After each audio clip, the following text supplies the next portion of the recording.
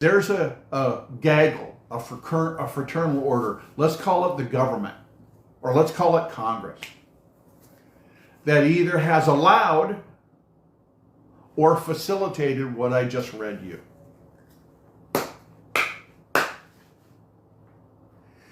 I have done similar broadcasts to this, and I have had people tell me all about it. And I've had other people ask me, why do you hate the government? I don't hate the government. I love all you all. I love the people of the United States. I love the people of New Hampshire. I want to celebrate all y'all, okay? But when somebody takes advantage of you, pees in your boot, does it over and over and over again, over and over and over again,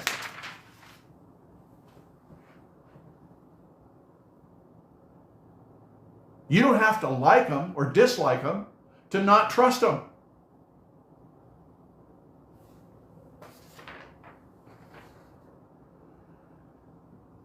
A party that is generally worried about the vote doesn't make voting easier. It expands ballot act. If it trusts the people, it expands ballot access, welcomes independent oversight of elections, competes on ideas, and accepts the results they don't like. What we are watching instead is a pattern of voter roll purges, attacks on mail-in and early voting, loyalists installed instead of election administration, election results preemptively declared fraudulent. They're already saying that. And federal agencies repurposed as political enforcement tools. That's not the behavior of a coalition anxious to see what you decide in November.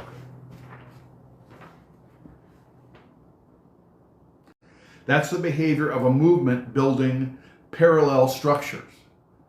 They're building parallel legal structures, parallel financial structures, and parallel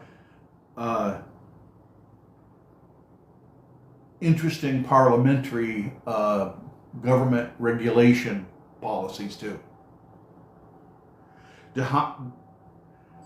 These are not designed to hold power regardless.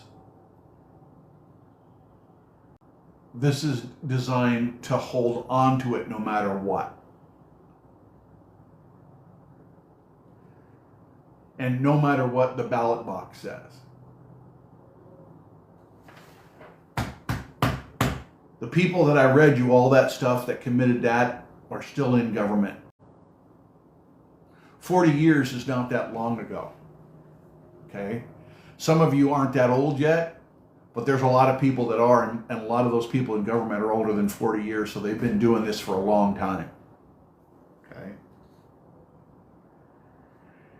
Then there is the language of some America First candidates have been calling themselves a title borrowed from another era.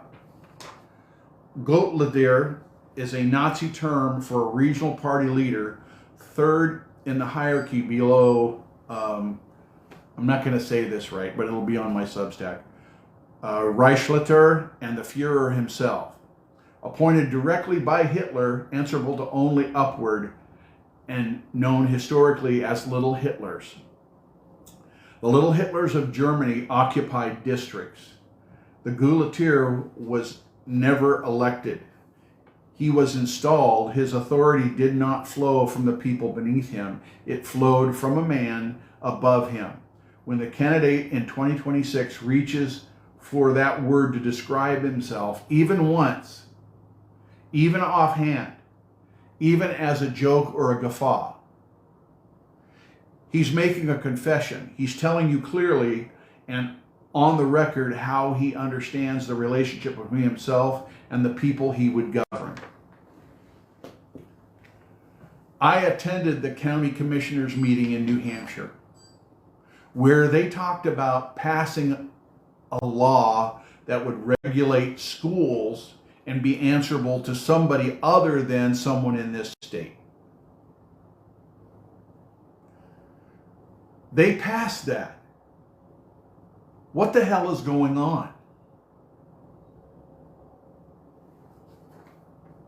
I will be direct about my position. I am running for the Senate seat as an undeclared, nonpartisan candidate, and I am aware that this argument can look self-serving. Name it. I am naming it first, but the self-interest of this message does not change the weight of the evidence. Watch the behavior, not the rhetoric. The movement that is afraid of your vote protects your right. That isn't afraid of your vote protects your right to cast it. A movement building its own forces to stay in power forever. And how do you think they're acting?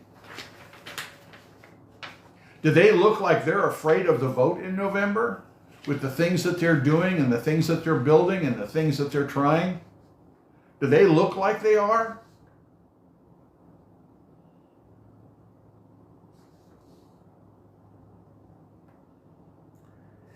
They are using every method available to steal your vote.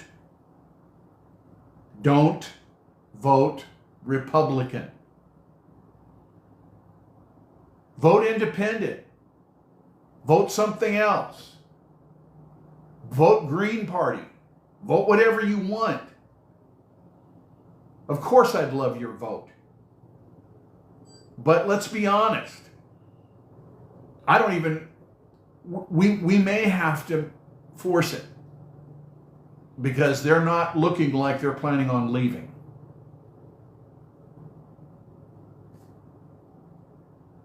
I'm Tim Harris. You can find out more about me on harrisforsenate.com. You can find me on Substack at Tim L. Harris. Thanks, folks. Can I finish my coffee now?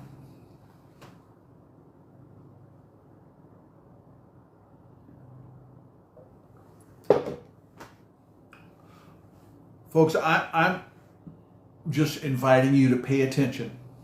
I meditate and pray every day for you and for me. I'm hoping that we make it through together. I hope you have a beautiful day, and namaste.